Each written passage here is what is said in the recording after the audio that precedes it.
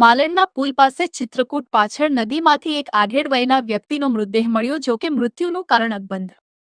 Police પ્રશાસન ઘટના સ્થળે પહોંચી આગળની કાર્યવાહી હાથ ધરી મૃતદેહને પીએમ અર્થે જનરલ હોસ્પિટલ ખસેડવામાં આવ્યો. જાણવા મળતી માહિતી મુજબ જનતા પોર્ટ નંબર 2માં રહેતા અને મજૂરી કરતા પ્રવીણભાઈ ભીખાભાઈ મકવાણા 31 માર્ચના રોજ ગુમ થયા હતા. સ્થાનિકો પાસેથી મળતી માહિતી મુજબ આ પ્રવીણભાઈ મકવાણાનો મૃતદેહ છે તેવું જાણવા મળ્યું હતું.